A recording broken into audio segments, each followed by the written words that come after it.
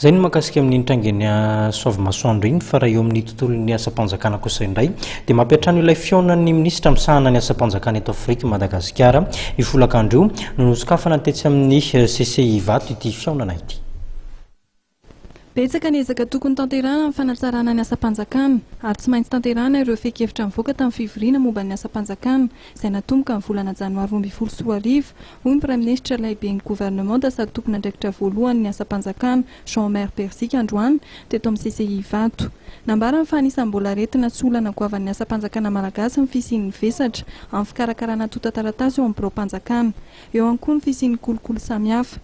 Zava-dehibe ny fisian'ny fivoriana toy izao ahafahana mifanakalotra keva amin'ny firenena vahiny. Ka ny fisian'ity fiaonan'ity eto amintsika dia zava-dehibe tokoatrany satria anatin'ity tsy maintsy hisy fanakalozana traikefa izay misy amin'ny tany rehetrarehetra amin'ireo ministra membre ao amin'ny OFPA, izany amin'ny observatoire des fonctions publiques africaines.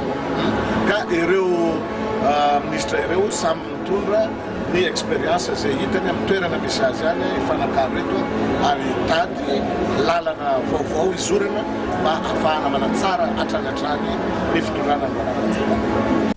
Ny ministry ny asa-panjakana miasa ary lalàna sosialy Tabera Randriamanantsoa kosa dia laza tao anatin'ny lahateniny fa anisany fanamby apetraka ao anatin'ity fivoriana ity ny fanatsarana ny asa-panjakana mba hifanaraka amin'ny vanim-potoana ankehitriny. Ministra mpikambana ao amin'ny Observatoire des fonctions publiques africaines OFPA avy amin'ny firenena 9 no mandray anjara amin'ity fivoriana mandritra ny 2 andro eto amin'ny CCI Vato ity.